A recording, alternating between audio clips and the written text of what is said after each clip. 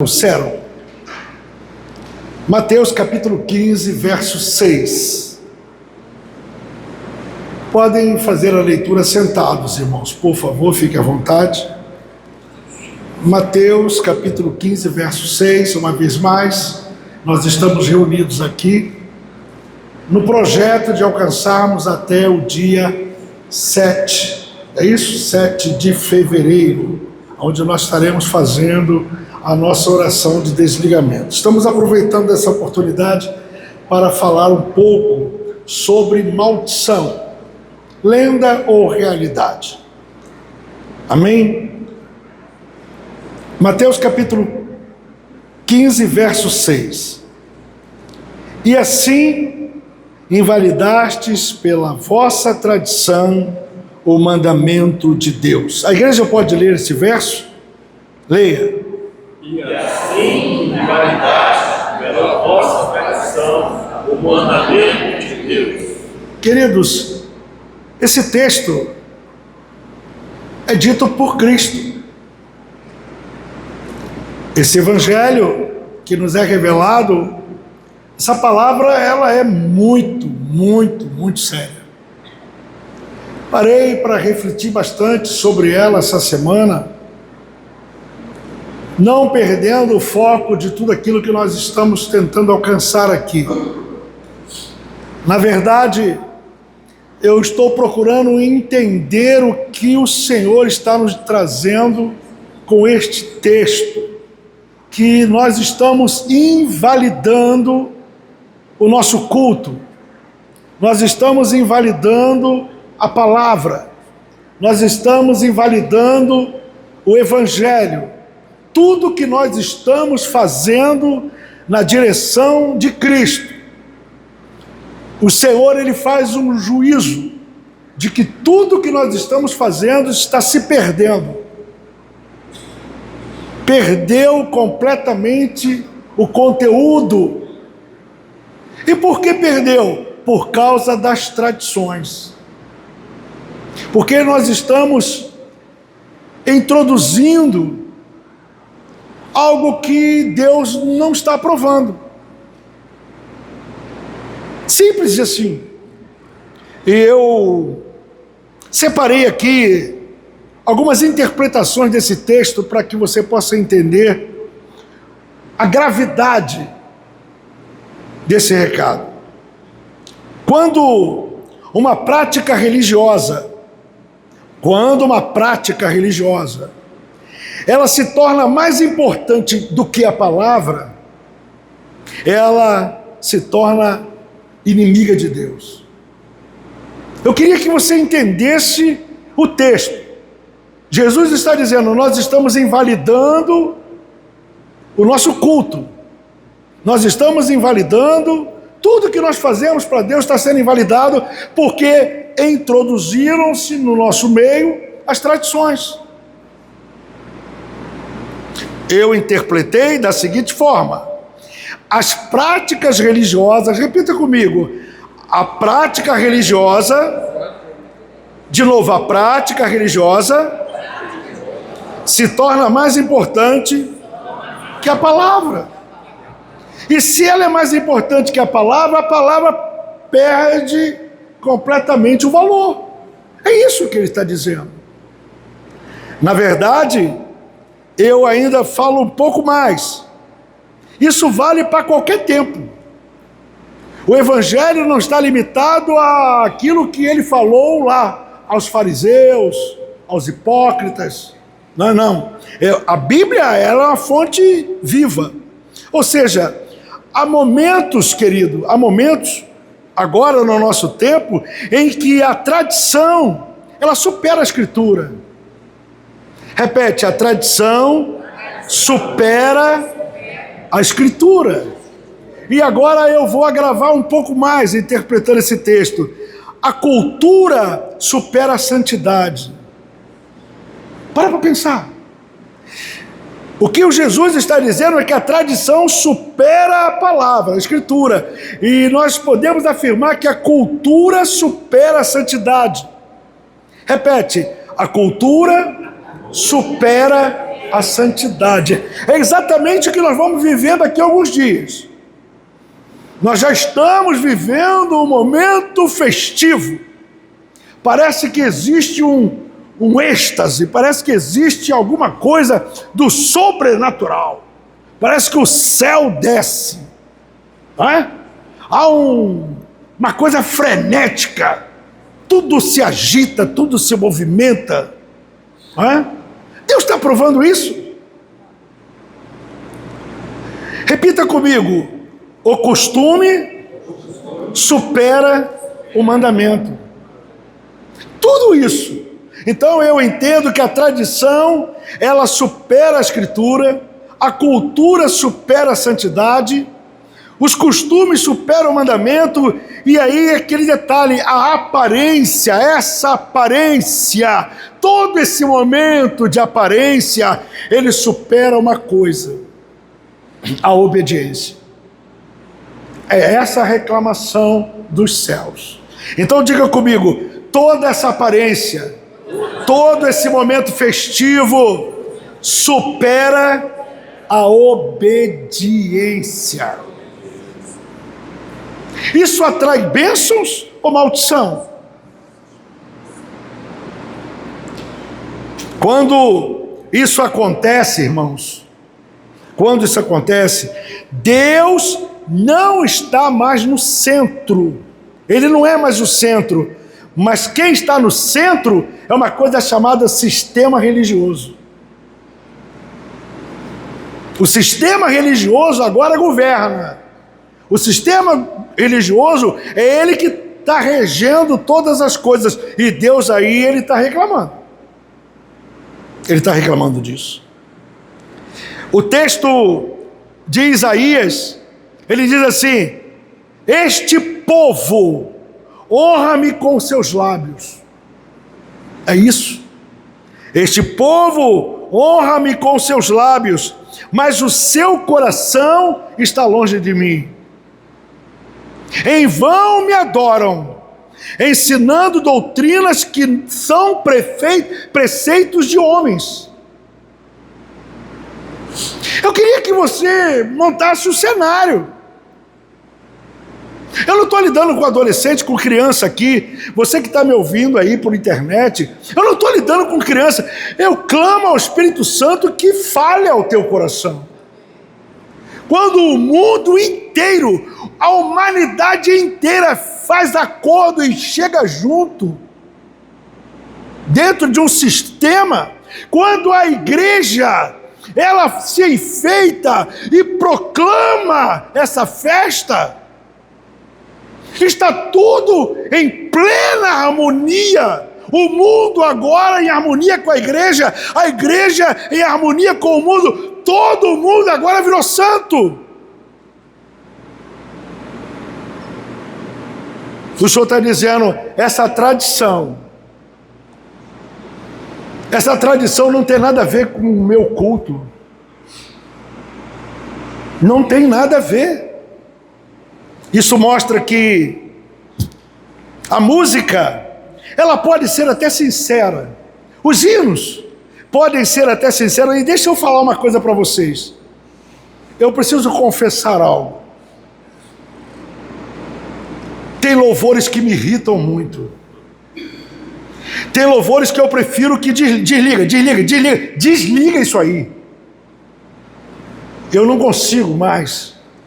Esses louvores que são verdadeiras pontes financeiras, comércio, um histerismo, uma gritaria, uma confusão miserável, os holofotes, as luzes. Tem um louco aí com cabelo desse tamanho assim, eu não vou dar o nome dele. Eu não acredito que aquele ali é um capeta, é o demônio encarnado. Eu não dou nome, mas você pode imaginar quem é. E está todo mundo lá, levando as massas, os adolescentes, os jovens, as massas. Aquilo ali é um Rock in Rio. Aquilo ali é um Rock in Rio. Eu não consigo. Existem louvores que são até sinceros, mas o coração de quem está elaborando essas músicas está errado. Eu penso. O culto, ele pode ser um culto até bonito, mas é um culto vazio. É um culto completamente vazio. A tradição, ela pode emocionar, ela pode pulsar o coração, mas esse momento não transforma, irmãos. Não há transformação. É sistema. Quando Jesus denuncia isso, quando ele denuncia, ele expõe 3 camadas espirituais. 3. Eu separei 3. Primeira, tradições criadas para substituir a obediência. Fala comigo, tradições criadas para substituir a obediência dentro da igreja. É mais fácil. É muito mais fácil, não dá trabalho, não cansa. O ser humano, ele cria rituais quando perde a essência. A alegria da igreja, a alegria da membresia da igreja e dos púlpitos deveria ser a ministração da palavra, o avivamento que vem do Espírito pela palavra. Mas nós fazemos as nossas festas, fazemos os nossos congressos, fazemos os nossos chás, fazemos festa de todos os lados.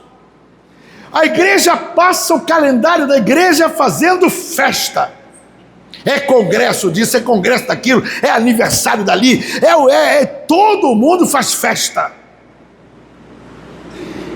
Mas na hora que nós vamos usar o culto para a ministração da essência da nossa vida, que é a palavra, a igreja não participa.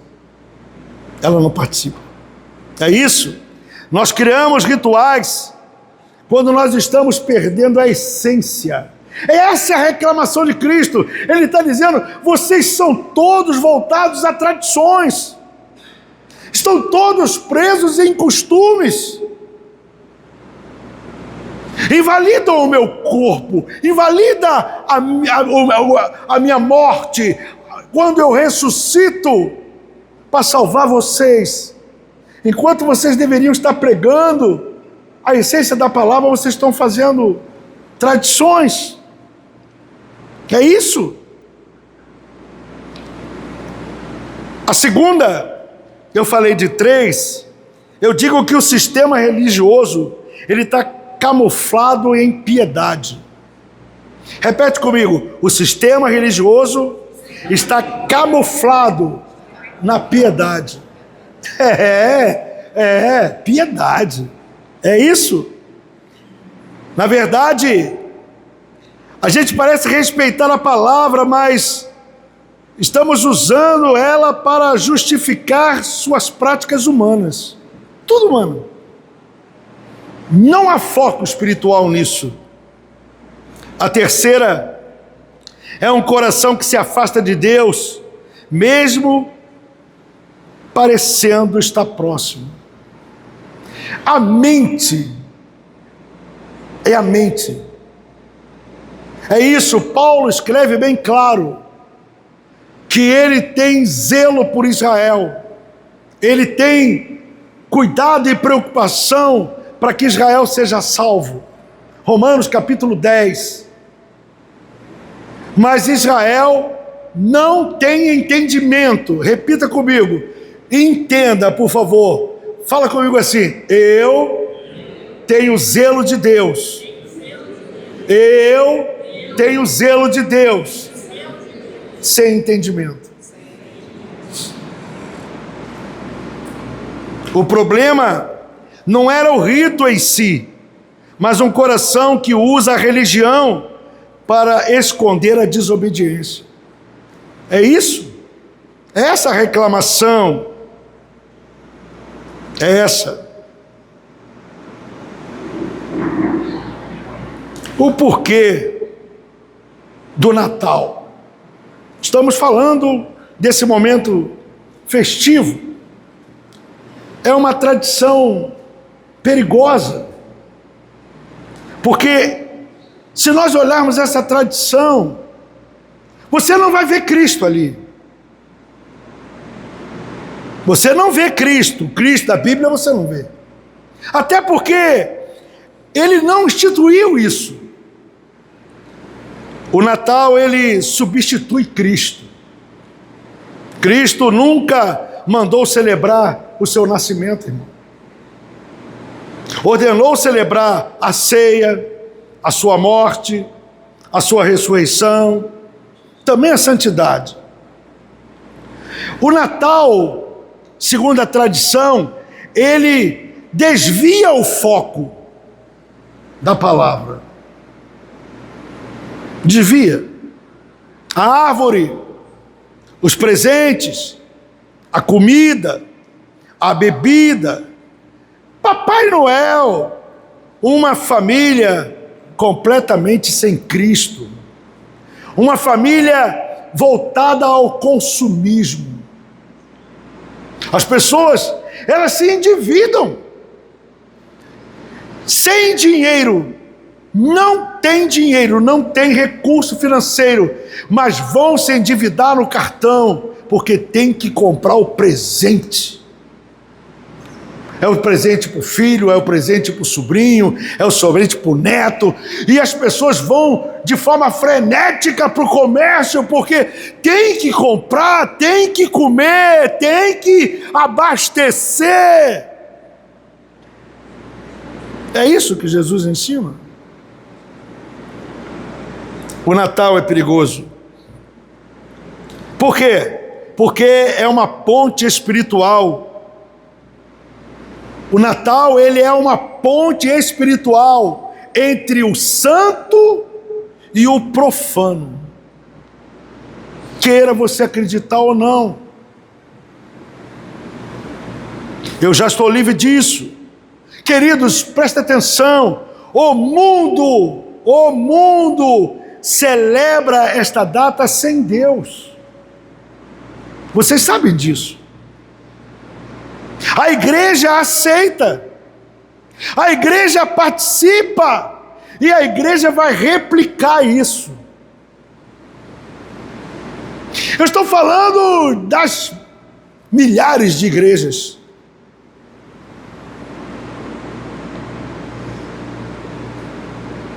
Mas a Bíblia, ela é taxativa. A Bíblia é taxativa.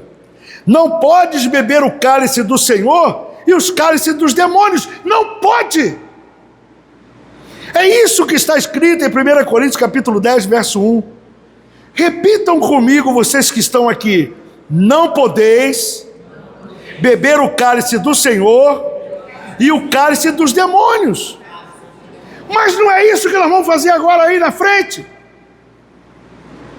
O que é que nós vamos ver se não é isso? Eu disse isso semana passada e vou dizer, é nesses momentos de grandes tradições, onde todo mundo se entrega à orgia. Um dos cenários difíceis, mas é real, é que os motéis ficam lotados, altamente lucrativo, porque dentro daquelas suítes de motéis, esposas estão traindo seus maridos, maridos estão traindo seus esposos, jovens, adolescentes estão fazendo todo tipo de orgia. É festivo, aonde todo mundo bebe, e no meio de tanta harmonia e alegria, um vai puxar a faca e vai matar o outro. É nesse momento de grande harmonia que os prontos-socorros dos hospitais, as delegacias de polícia, o que você essa é a realidade. Você quer saber o que eu estou falando?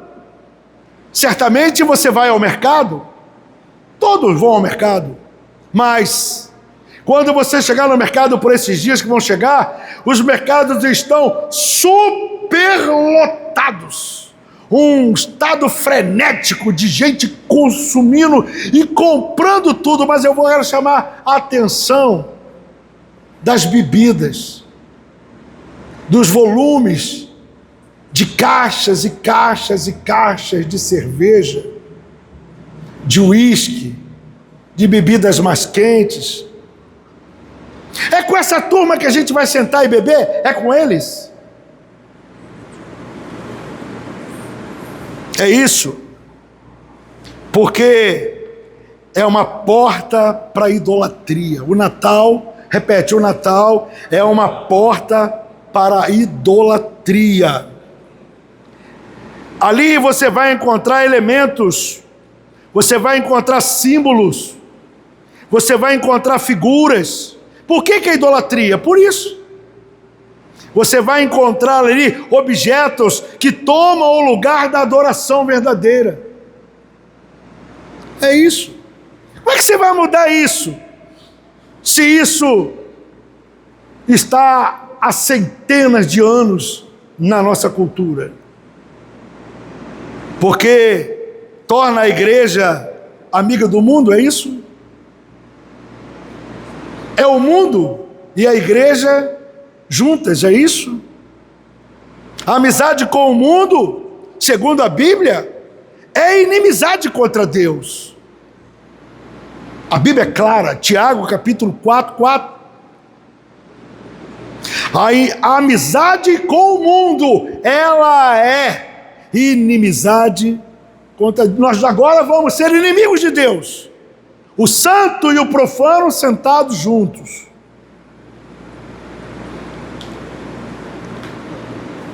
O chamado de Deus para a sua igreja, querido, é uma igreja separada.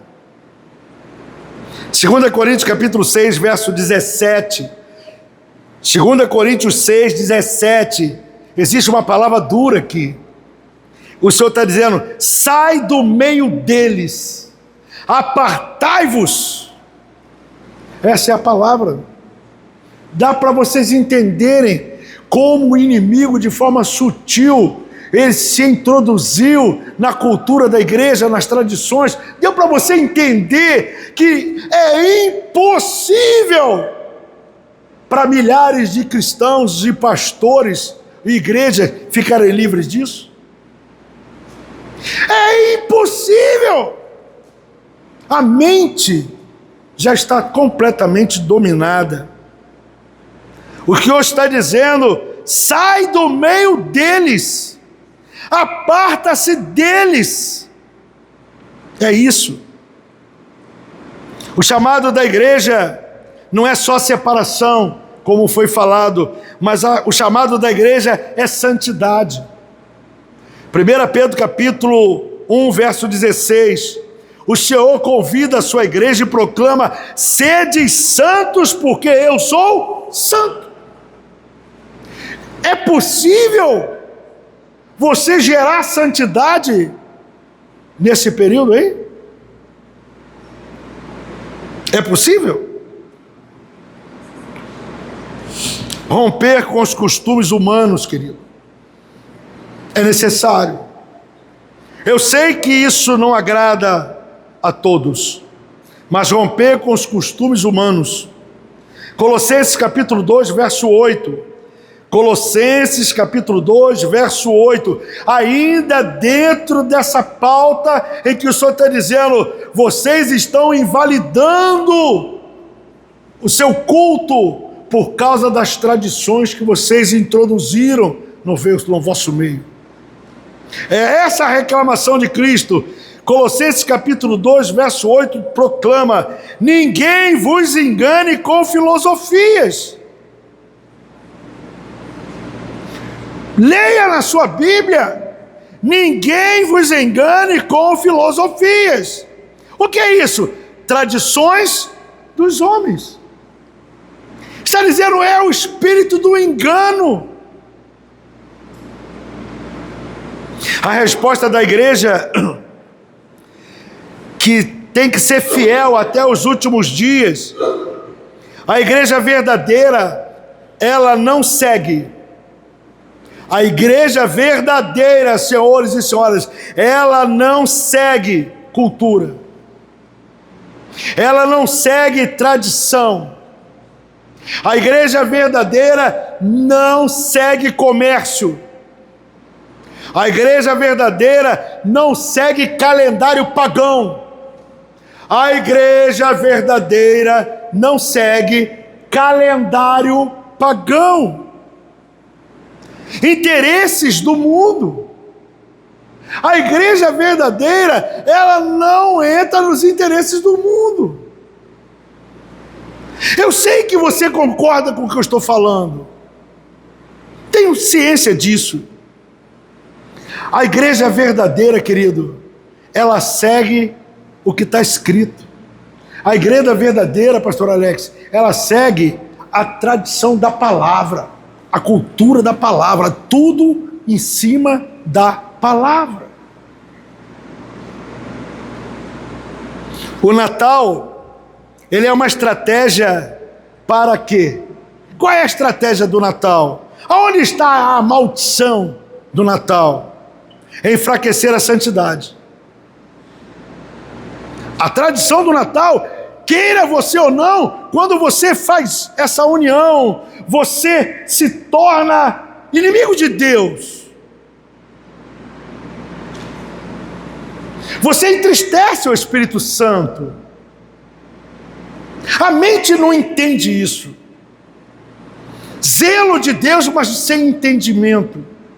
Zelo, fala, zelo de Deus, sem entendimento. Esse momento, ele enfraquece a santidade.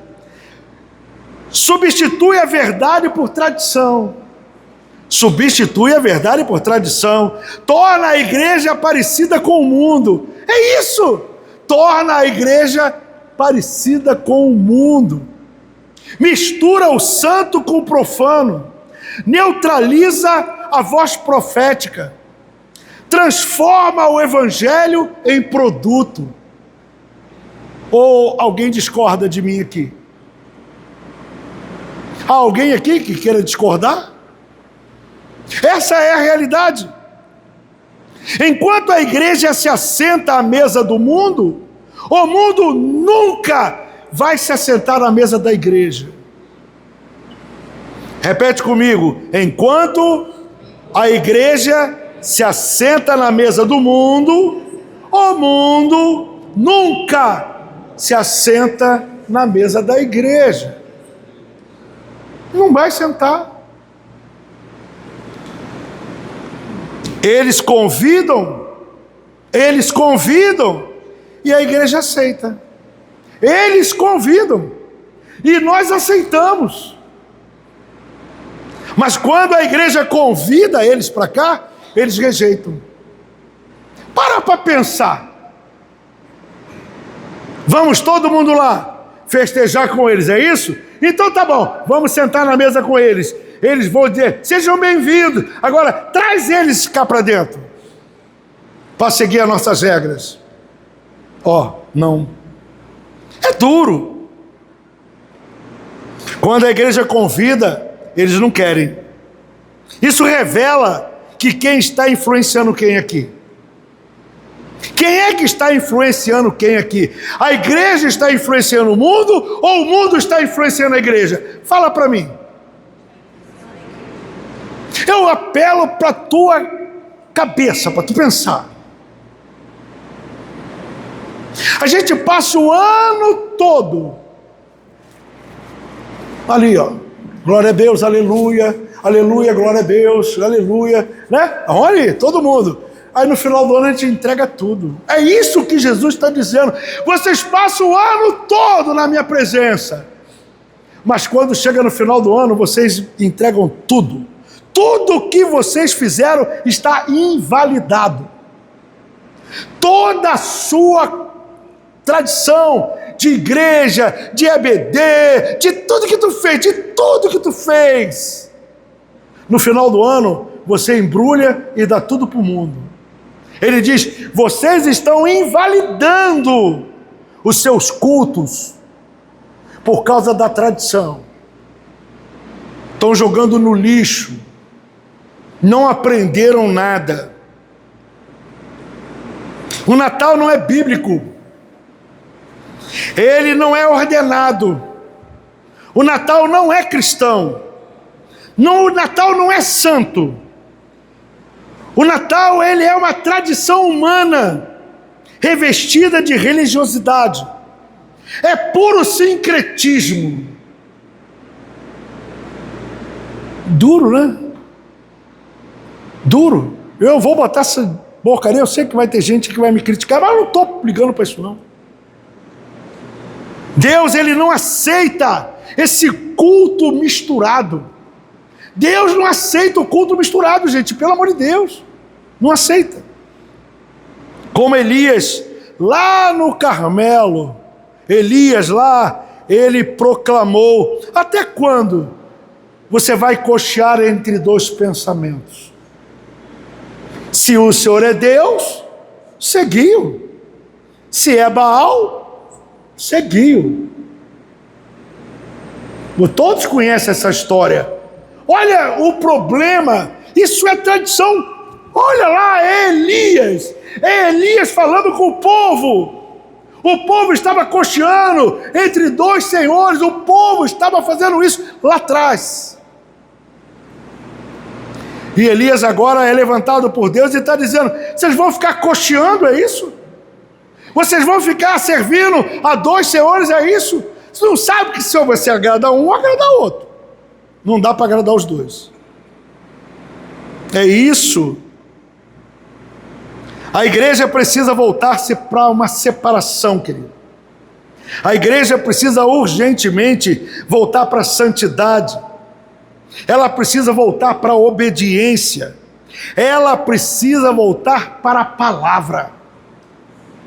O que está acontecendo ao longo dos anos, o que está acontecendo ao longo de todos esses anos, aonde você vai ver agora as igrejas fazendo cantata de Natal. Ei, você que vai cantar aí na cantata de Natal, você que enfeitou tua igreja com lâmpadazinha, com árvore de Natal. Ei, é isso, é contigo mesmo que eu estou falando. Ah, tua casa. Como é que você vai arrancar isso, cara? Como é que você vai tirar isso da cabeça das pessoas, cara? Tu sabe por que essas coisas estão acontecendo aqui dentro da igreja? Porque está faltando palavra. Foi a ausência de ensinamento, foi a ausência de palavra. Mesmo que seja uma palavra dura, mesmo que seja alguma coisa que contraria os seus princípios, mas ela salva, ela liberta. E aí nasce a raiz do paganismo. Ah, isso é coisa antiga. E eu prometi a vocês que ia falar um pouco sobre isso. Eu queria falar para vocês sobre Nimrod, Semíramis e Tamos. Nimrod foi o primeiro arquiteto de uma cultura contra Deus. Nimrod, ele foi o primeiro arquiteto de montar uma cultura para ficar livre de Deus. É ele, lê Bíblia. Gênesis capítulo 10, não apenas apresenta Nimrod como um homem poderoso, mas como o fundador do primeiro sistema organizado para uma rebelião cultural, política, espiritual, moral e contra Deus. Leia Gênesis capítulo 10. Ele também foi o primeiro formador de uma cultura anti-Deus. A Bíblia diz que ele era poderoso caçador diante do Senhor. É o que a Bíblia fala. Gênesis 10, capítulo 8, verso 9, diz que ele foi poderoso caçador diante de Deus. A palavra diante, ela pode significar um desafio, ela pode significar uma afronta em oposição. Poderoso caçador diante de Deus. Repete, poderoso caçador diante de Deus. Eu vou tentar te dizer. Eu não preciso de você, Deus. Para sobreviver, eu não preciso de você. Eu vou mostrar para você que eu posso. Diante de Deus. Eu consigo. Eu conquisto. Eu construo. Eu organizo. Eu faço. Eu lidero. Eu crio cultura. Eu crio independência. Eu, diante de Deus, é afrontando Deus. Parou para pensar nisso? Ou seja, Nimrod, ele não caçava animais, mas ele caçava homens. Ele tinha de multiplicar essa ideia. Ele tinha de avançar nessa ideia. Ele caçava almas que o seguia, que tivesse o mesmo entendimento, que tivesse a mesma visão. Enquanto todo mundo se dobrava diante de Deus, dependia de Deus para tudo. Para tudo. Nimrod diz: você não precisa de Deus, você consegue sem Ele. Imagina um cara falando isso o tempo todo na tua cabeça. E ele vai convertendo almas a segui-lo. Ele foi o primeiro governante mundial. Ele foi o primeiro governante mundial. Gênesis capítulo 10, verso 10. O princípio do seu reino foi Babel. Babel. Nimrod, ele foi o primeiro homem a centralizar poder. O primeiro a criar um Estado organizado. O primeiro a governar povos pela força. O primeiro a instituir um sistema político independente de Deus. Não sair do foco. O Senhor está dizendo: vocês estão invalidando o seu culto, a sua adoração a mim, porque vocês me substituíram pelas vossas tradições. Ele começa lá em Nimrod. Antes dele, os homens viviam dispersos em suas clãs. Depois dele então agora surge o Estado. Ele vai formar o Estado. Ele forma o governo. Ele forma o domínio humano sobre outros humanos. É governo. É o PT de hoje. É o PSOL. É essas coisas que eu detesto. Ou seja, um sistema de controle. Tudo isso afrontando Deus. Se distanciando cada vez mais. A filosofia de Nimrod era: não precisamos de Deus. A filosofia dele era: não podemos nos unir a Ele. Nós temos o nosso próprio Deus. É isso. Isso é o espírito do anticristo.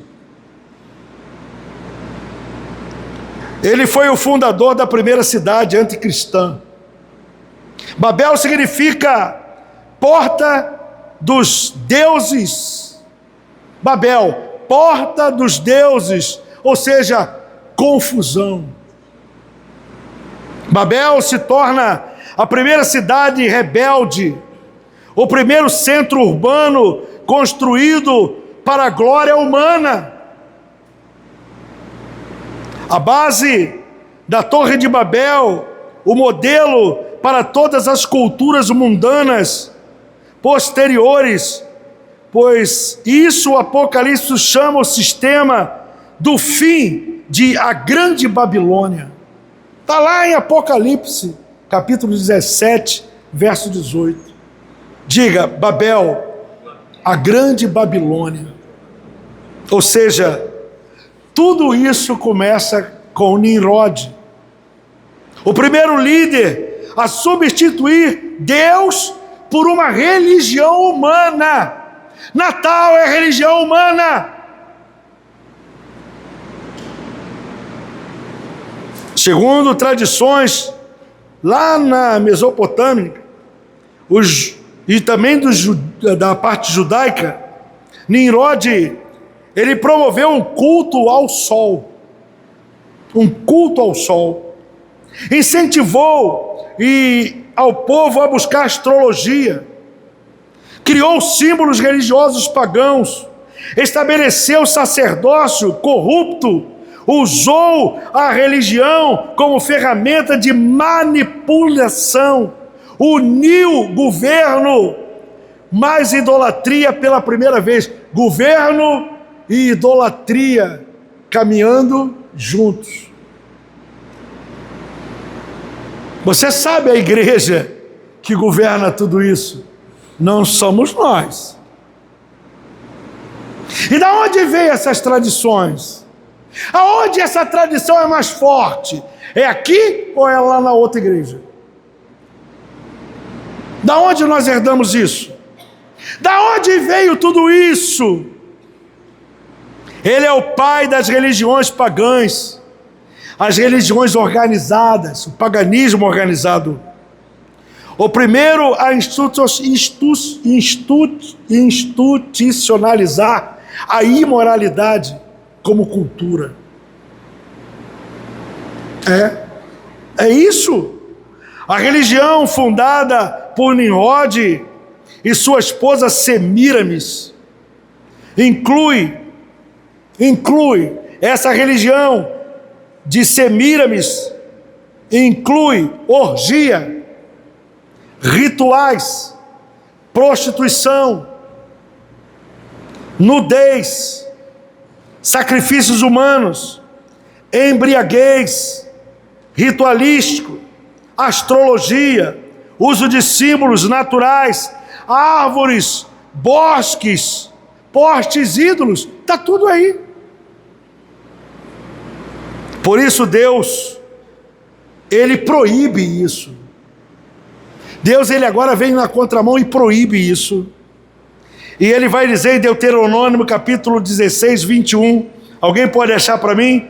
Deuteronômio 16, 21, diz lá: não plante árvore junto ao meu altar. Acha aí? Achou? Levanta e fala bem alto para todo mundo ver que está lá. Deuteronômio 16, 21. 16, 21. Não plantarás nenhuma árvore junto ao altar do Senhor teu Deus, que fizeres para ti. Pronto. Não plante junto do meu altar árvore alguma. Mas a igreja, ei, você que está me ouvindo, você que está enfeitando a tua igreja, você que vai dentro da sua casa, porque você perdeu o governo da tua casa, a tua família impôs a você a acender lâmpada, a botar árvore, porque é festa, está tudo bonitinho, e você vai aceitar isso. Esqueceu que você é o governo da tua casa? Esqueceu que é você que governa a tua casa? Ele está dizendo bem claro: não façam isso. Diga, a minha casa. Diga, a minha família. Ela é altar de Deus. Diga, eu e minha casa servimos ao Senhor. E o Senhor está dizendo, fala, e o Senhor está dizendo, para eu não fazer isso. Não plante árvore. Não plantar árvore, quer que eu especifique melhor? Posso dizer melhor? Não plantar árvore, basta você botar uma lâmpadazinha daquela lá. Basta você pendurar um enfeitezinho, tudo que for em torno dessa tradição. E ano que vem eu vou falar dos manjares, das comelâncias.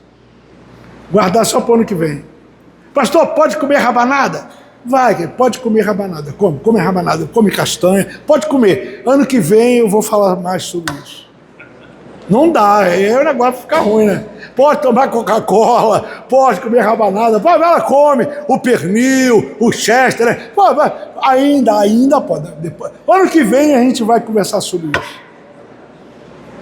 Não dá, é muito material para isso, né? Amém? Não tem problema não, querido, não tem justo um sequer. É isso. Deuteronômio capítulo 12, verso 2. Alguém acha para mim? Deuteronômio 12, 2.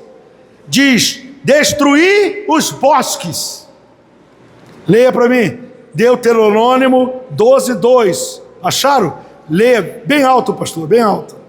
Totalmente destruireis todos os lugares onde as nações que possuireis serviram os seus deuses, sobre as altas montanhas, e sobre os outeiros, e debaixo de toda a árvore verde. Pronto. Ele está dizendo, destrói isso, destrói. Destrói. E nós estamos trazendo para dentro de casa, é isso? 2 Reis, capítulo 17, verso 8. 2 Reis 17, 8. Presta atenção que o Espírito Santo de Deus esteja sobre as nossas vidas. Que o Espírito de Deus esteja sobre cada um de nós para entender o que está escrito aqui. 2 Reis, capítulo 17, verso 8. E andaram nos estatutos das nações. Eles andaram nos estatutos das nações que o Senhor lançara fora diante dos filhos de Israel, e também dos costumes dos reis de Israel.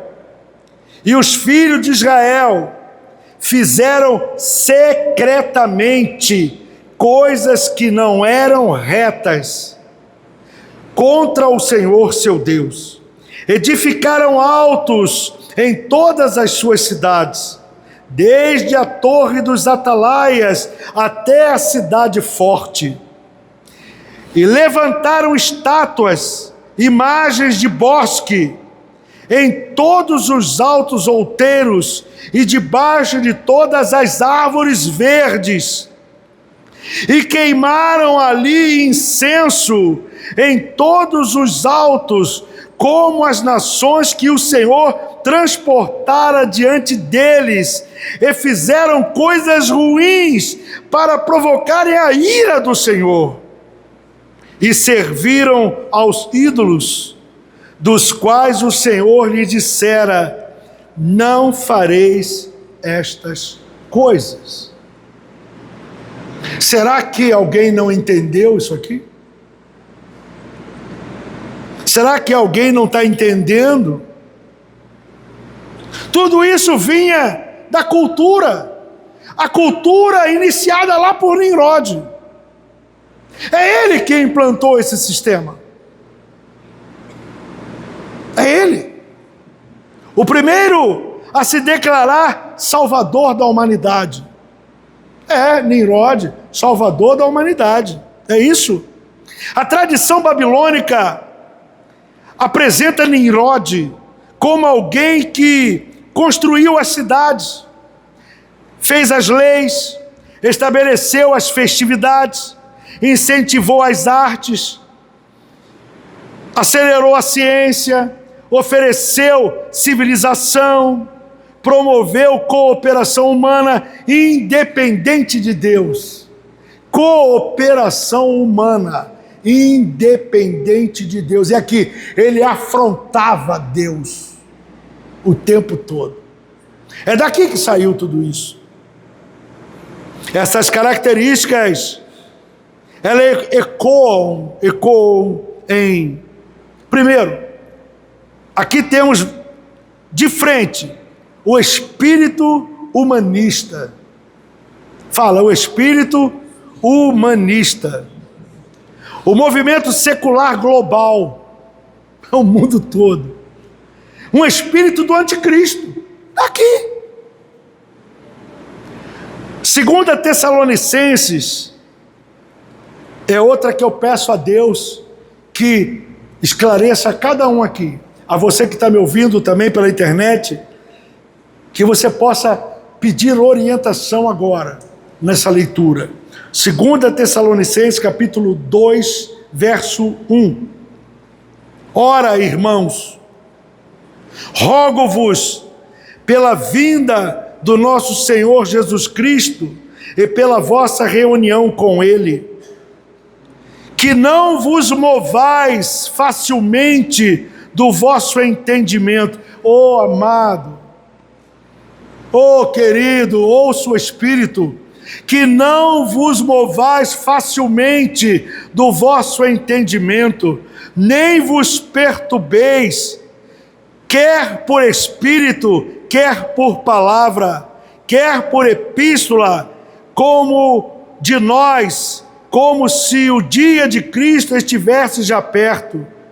Ninguém de maneira alguma vos engane, porque não será assim sem que antes venha a apostasia e se manifeste o homem do pecado, filho da perdição, o qual se opõe e se levanta contra tudo o que se chama Deus ou se adora, de sorte que se assentará como Deus no templo de Deus, querendo parecer ser Deus.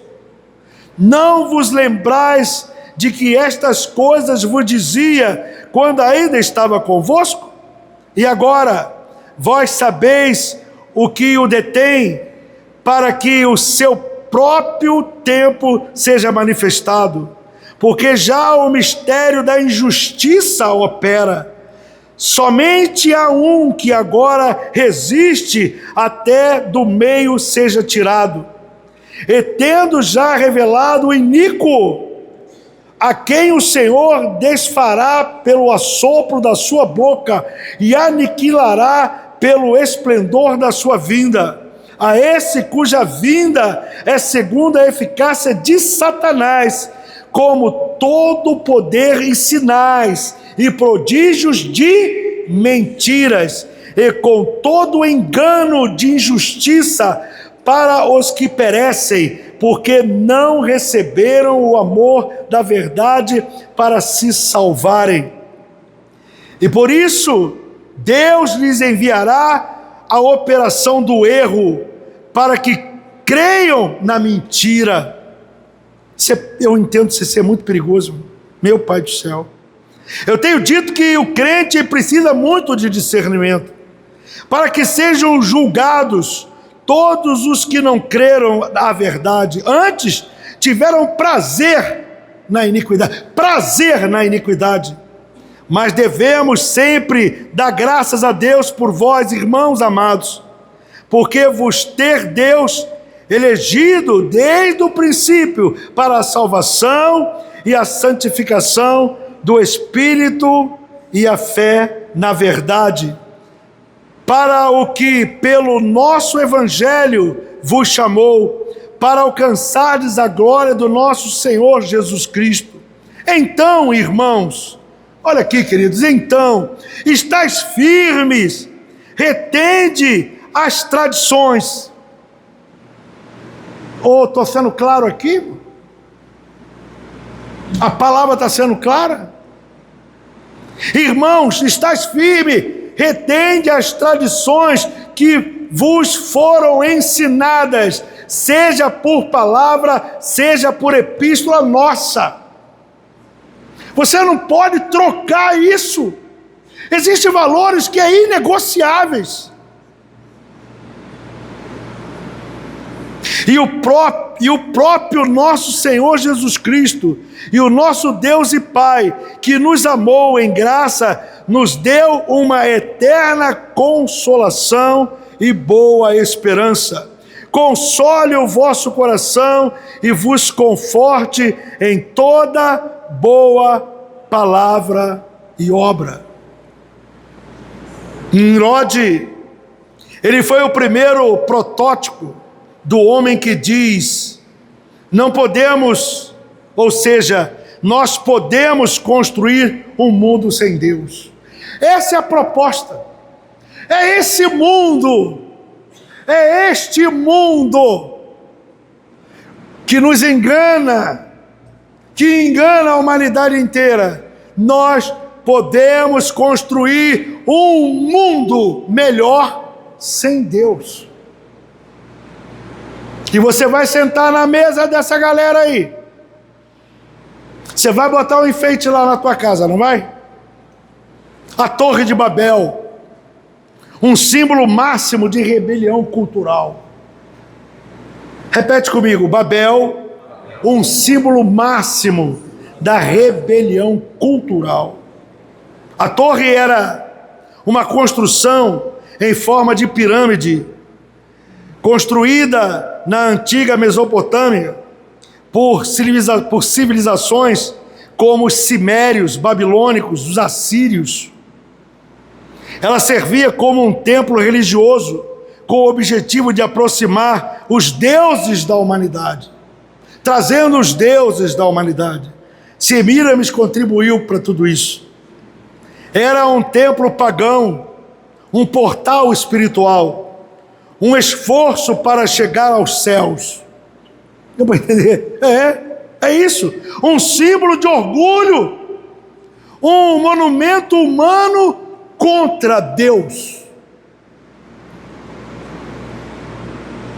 Era a primeira tentativa de criar uma cultura global, uma tentativa de fazer isto de forma unida, poderosa, completamente independente de Deus, completamente.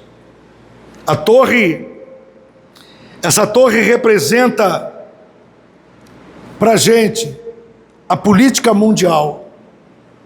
Essa torre hoje, ela é a política mundial. Ela é a economia mundial. Ela é a religião mundial. Ela é a unidade do homem sem Deus. A mesma estrutura reaparece em Apocalipse capítulo 13 com a besta. É isso.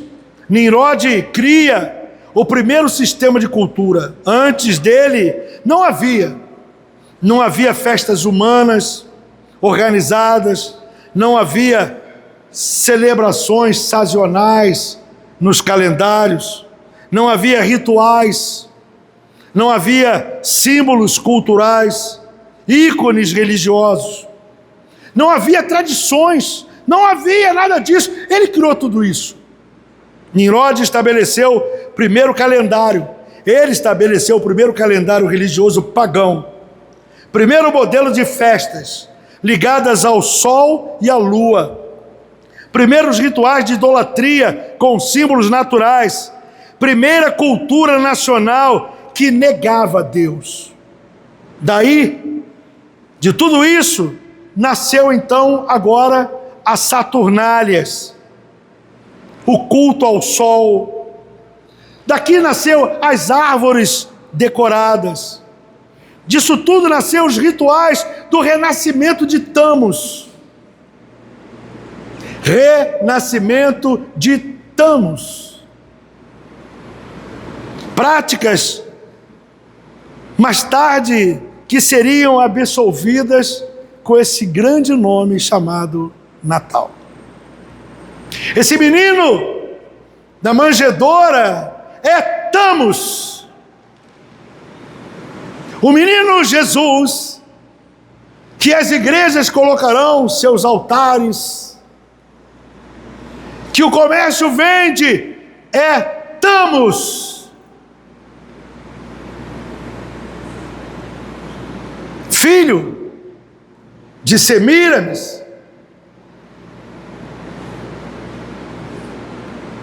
É isso.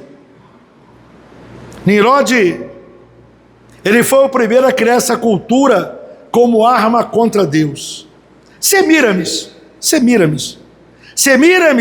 é a mãe das religiões pagãs, ela é a mãe. É uma figura associada à Babilônia antiga, ao desenvolvimento do paganismo organizado, à construção de um sistema religioso que influenciou cultos, ou seja, mãe e filho por todo o mundo antigo. Mãe e filho, essa cultura de mãe e filho no mundo antigo. Segundo tradições históricas, ela teria sido esposa de Nimrod, fundador da Babilônia. Gênesis capítulo 10, 8 ao 10. Após a morte de Nimrod, Semíramis teria assumido o papel central, declarando que Nimrod se tornou o Deus Sol e que ela havia se engravidado dele e teria concebido milagrosamente um filho, Tamos. Imagina, ela está dizendo que ela gerou um filho, simbolizando Maria, mãe de Jesus, e que Tamos é o Salvador do mundo, filho do Deus Sol Nimrod, Deus, Semíramis, Maria, e Tamos, Jesus. É isso. Tamos, atribuindo a sua concepção, foi gerada pelo espírito de Nimrod. Essas tradições são encontradas em registros que são lá da Mesopotâmia e que se tornaram amplamente divulgadas em diversos estudos pós-reforma. A Bíblia dá a base histórica. A Bíblia. E Cuxi gerou a Nimrod. Fala, Cuxi gerou a Nimrod. Cuxi. Este começou a ser poderoso na terra, e o princípio do seu reino foi Babel. Semíramis e o surgimento de todo o sistema pagão. Semíramis, mulher extremamente astuta, manipuladora e ambiciosa, sacerdotisa e rainha da Babilônia, criadora de um sistema religioso baseado em idolatria, misticismo, ritos sexuais, adoração à fertilidade, deificação de figuras maternas. O núcleo do sistema, Nimrod, se torna o Deus Sol após a sua morte. Semíramis se declara rainha dos céus. Rainha dos céus. Seu filho Tamos passa a ser adorado como o Deus da fertilidade.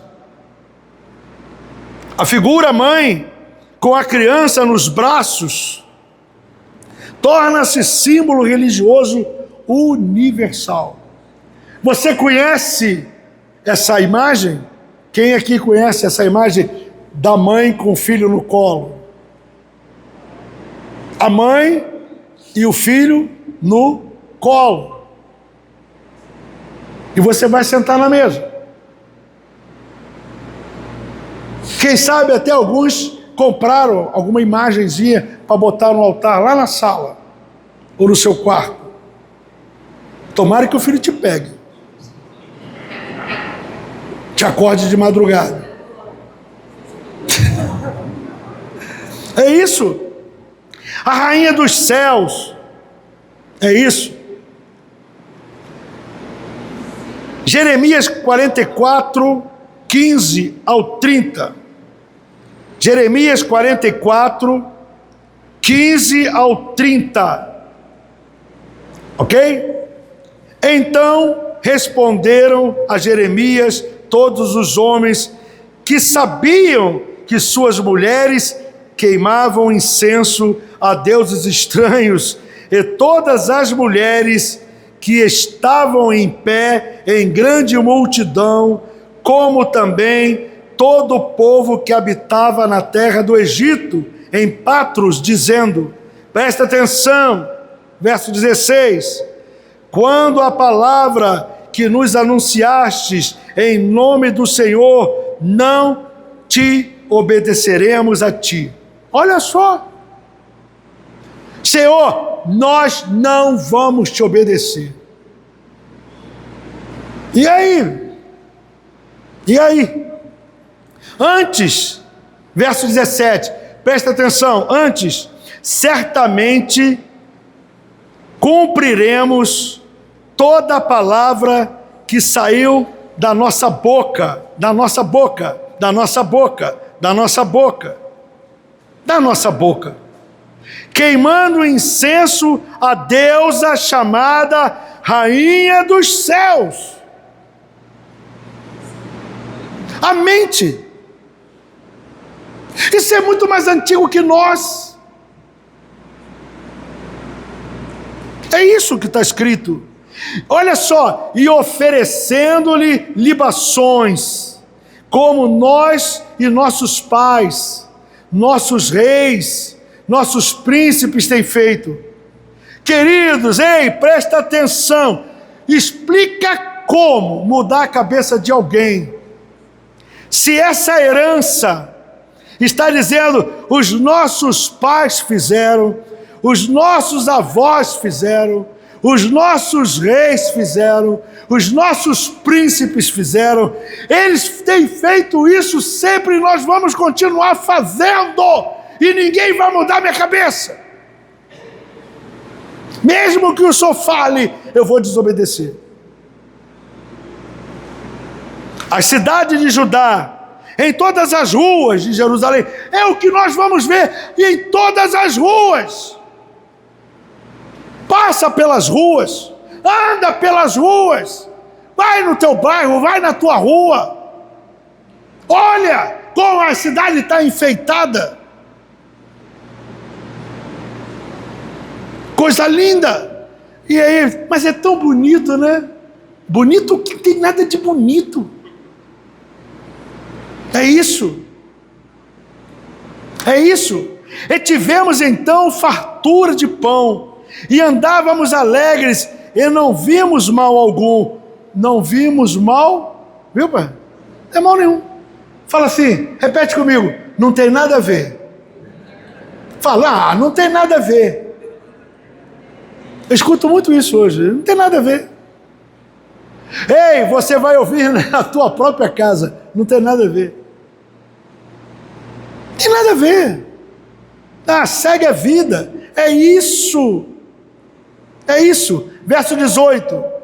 Mas desde que cessamos de queimar incenso à Rainha dos Céus e dele oferecer libações, tivemos falta de tudo e fomos consumidos pela espada e pela fome.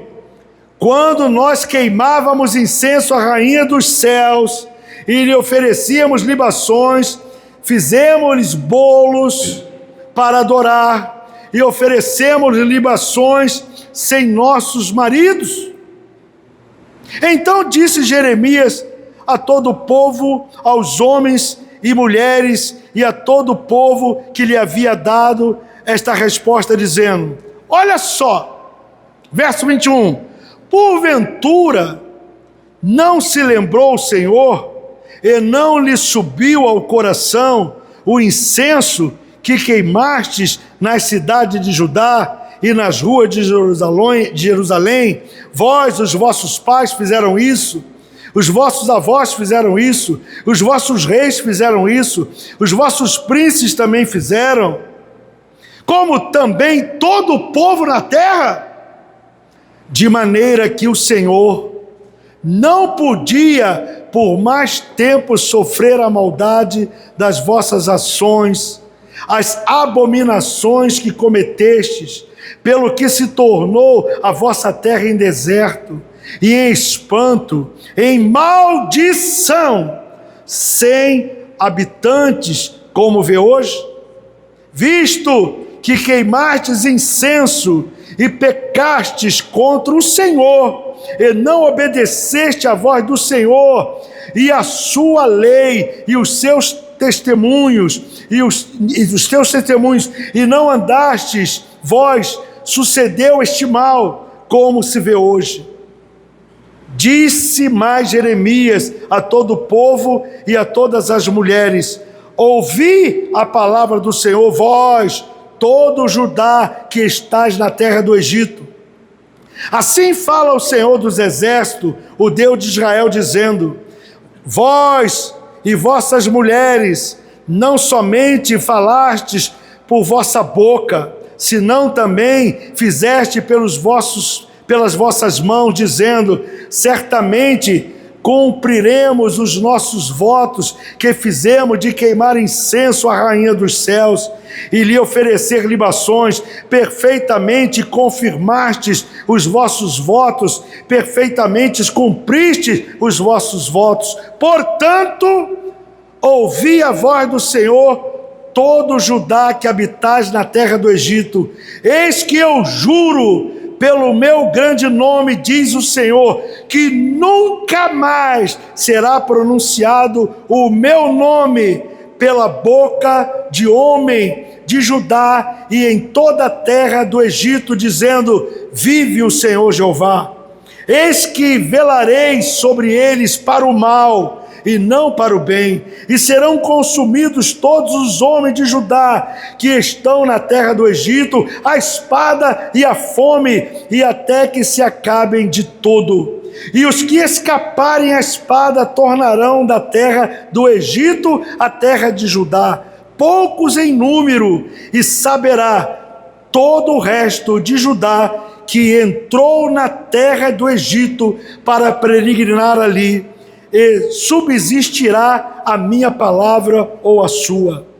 E isto vos servirá de sinal, diz o Senhor, que eu vos castigarei neste lugar, para que saibas que certamente substituirão as minhas palavras contra vós para o mal.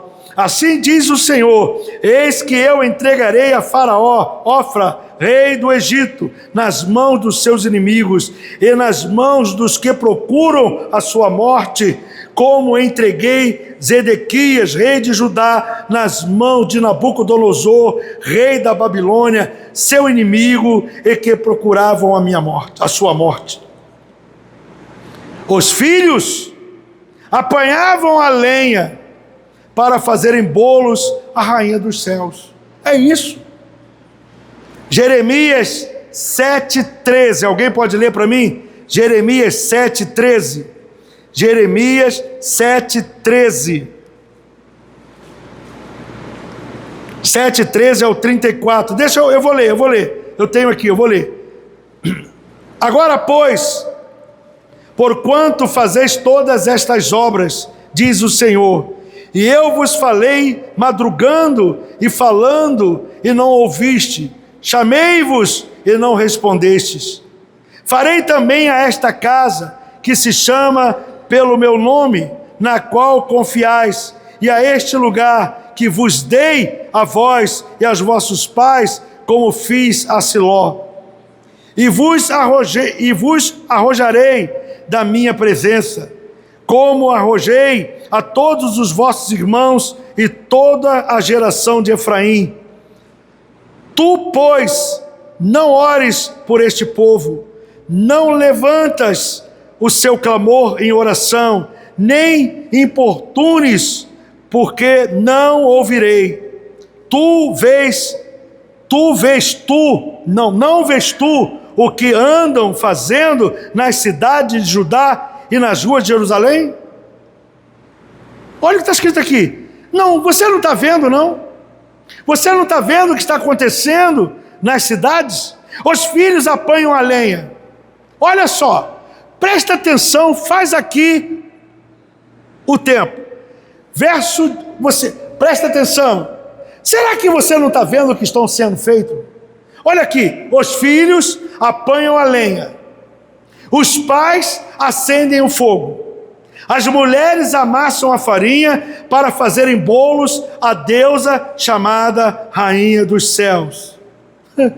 E oferecem libações a outros deuses para provocarem a ira. Acaso é a mim que eles provocam a ira? Diz o Senhor, e não antes de si mesmo, para a confusão dos seus rostos? Repete, para a confusão. Não haverá entendimento. Não haverá. Não adianta. Porquanto assim diz o Senhor Jeová, eis que a minha ira e o meu furor se derramarão sobre este lugar, e sobre os homens, e sobre os animais, e sobre as árvores do campo, e sobre os frutos da terra, e acender-se-á e não se apagará. Assim diz o Senhor dos Exércitos, Deus de Israel, ajuntai os vossos holocaustos, os vossos sacrifícios, e comei carne. Porque nunca falei a vossos pais no dia em que vos tirei da terra do Egito, nem lhes ordenei coisa alguma acerca de holocaustos e sacrifícios. Mas isto lhe ordenei, dizendo, dai ouvidos à minha voz, e eu serei o vosso Deus. Ó Pai amado, dai ouvidos à minha voz, e eu serei os vossos deuses, e vos sereis vocês o meu povo, e andai em todo o meu caminho, que eu vos mandar para o seu próprio bem. Mas não ouviram, não é isso? Não ouviram. Se inclinaram os ouvidos, andaram nos seus próprios conselhos, no propósito do seu coração, o seu coração malvado, andaram atrás e não diante de mim. Desde o dia em que vossos pais saíram da terra do Egito, até hoje, enviei-lhes a cada um todos os meus servos e servas, os profetas, todos os dias madrugando e enviando a cada um deles, mas não deram ouvidos, nem se inclinaram aos seus ouvidos, mas endureceram as suas cerviz e fizeram o pior do que os seus pais, fizeram pior do que seus avós. Disse-lhes, pois, estas coisas, mas não darão ouvidos. Chamá-los-ás, mas não me responderão. E lhe dirás, uma gente é esta que não dá ouvidos à voz do Senhor teu Deus, e não aceita a correção. Já pereceu a verdade, e se arrancou da sua boca. Corta o cabelo da tua cabeça, lança-o fora, levanta o teu pranto sobre as alturas, porque já o Senhor rejeitou, desamparou a geração do seu furor. Porque os filhos de Judá fizeram o que era mal aos meus olhos, diz o Senhor, puseram as suas abominações na casa que se chama pelo meu nome, para a contaminarem. Eu vou repetir. Puseram na minha casa, a casa que se chama o meu nome, fizeram disso abominação, contaminaram a minha casa. E aí pega, edificaram altos de Tofete, que está no vale do filho de Inom, para queimarem os filhos e as suas filhas, o que nunca ordenei, nem me subiu ao coração. Portanto, eis que vem dias, diz o Senhor, em que não se chamará mais Tofete, mas vale do filho de Inom, mas vale da matança, que enterrarão em Tofete, por não haver mais lugar.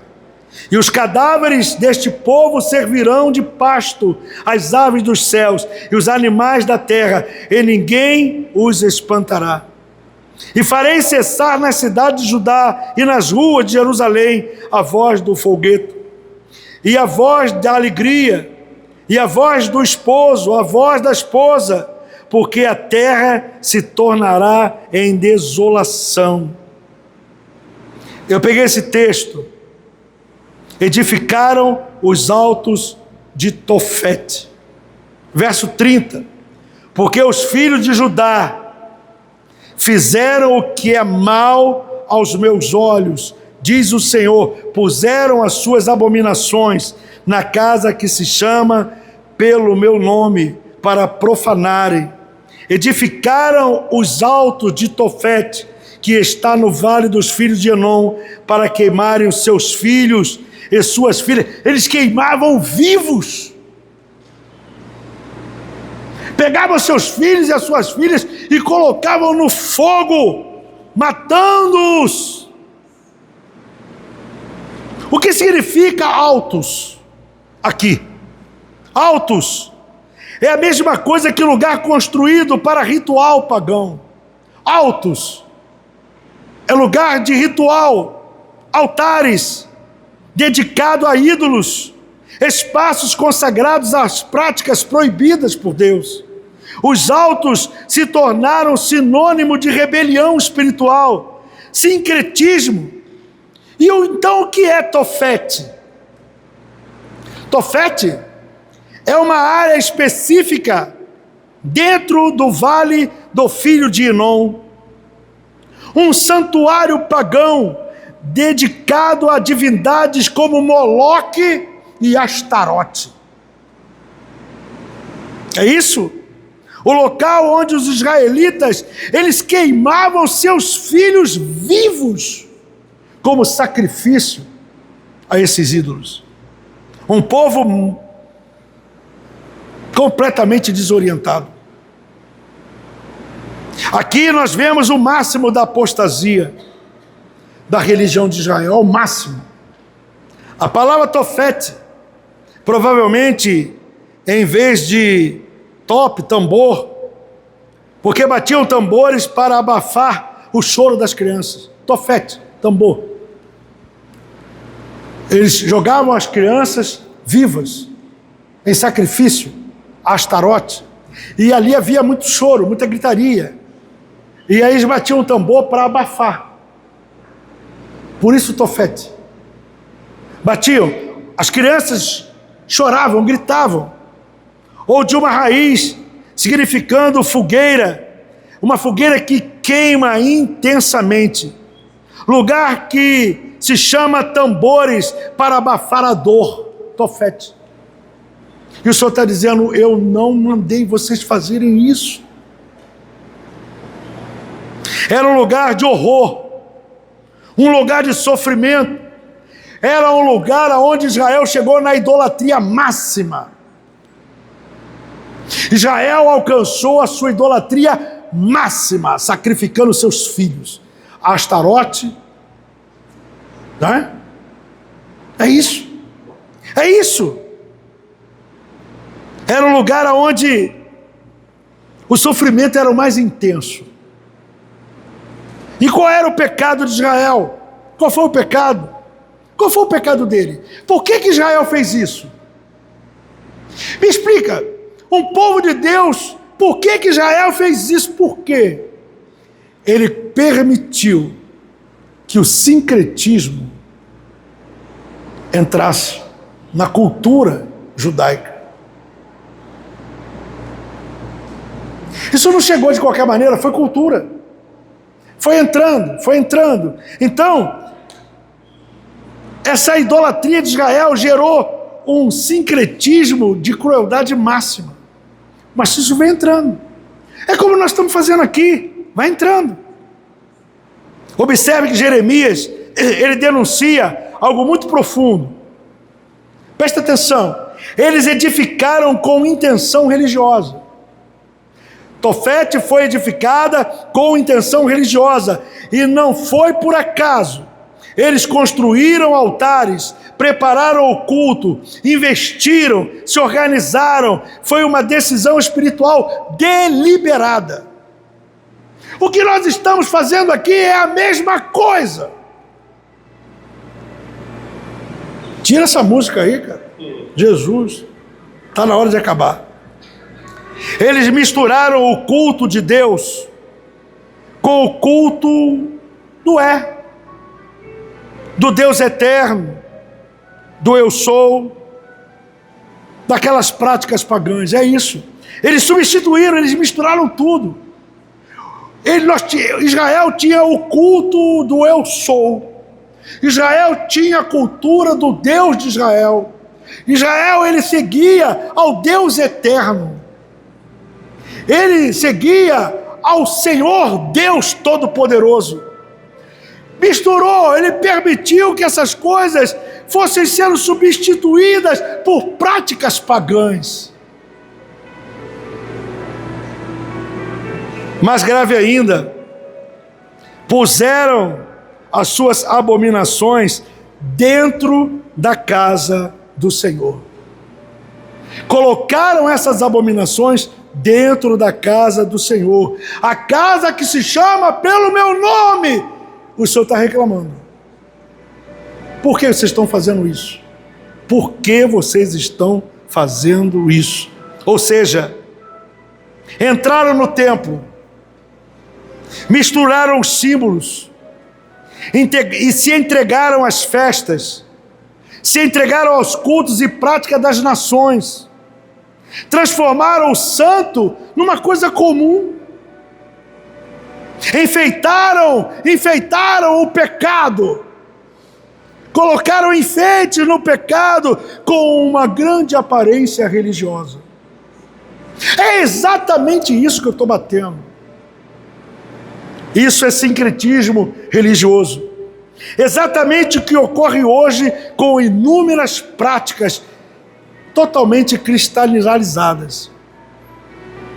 O ápice foi o Tofete. Tofete representa o ponto final da apostasia. Sacrifício de inocentes, queima de criança, distorção total da adoração. Uma liturgia que Deus chama de abominação. Deus diz: o que nunca ordenei, nem me veio ao coração. Deus está dizendo: vocês inventaram uma religião, e eu chamo essa religião de abominação. Eu não conheço essa religião. Construíram idolatria com uma prática pelas suas próprias mãos. Fracos. Isso foi um projeto. Fizeram o paganismo um sistema religioso. Multiplicaram, se organizaram, institucionalizaram o pecado. Examinando tudo isso, e eu paro aqui, chego à conclusão, uma conclusão desastrosa, onde as consequências nos afetam diretamente. O futuro, a esperança, a herança e a vida. Compromete, querido, isto compromete. Compromete o futuro, a esperança, a herança e a própria vida. Israel destruiu tudo isso em nome de uma religião pagã. Ele destruiu tudo isso. Um aviso à igreja: Tofete de hoje não é um altar físico. Tofete de hoje não é. O que ela é? Mistura da fé com práticas pagãs. Cultura entrando no culto. Sistema religioso substituindo santidade. Tradições humanas tomando o lugar da Bíblia. Festas pagãs sendo batizadas como cristãs. Entretenimento substituindo arrependimento. Consumo e comércio dentro da fé. Emoções substituindo revelação. Sacrifício da verdade para agradar o mundo. Para agradar o mundo. Acabou. Que pena. Eu sempre quero continuar. Mas a gente vai tocar isso na semana que vem. Eu quero... Semana que vem tem culto pra gente ainda? Tem, não tem? Tem, né? Tem. Quinta-feira nós estamos aqui de novo. Parei aqui. Deus abençoe você. Nós vamos estar orando por causa do horário. Prometo a vocês não passar do horário. Obrigado a você que está me ouvindo pela internet. Amém? Isso. Vamos nos colocar de pé, vamos orar ao Senhor.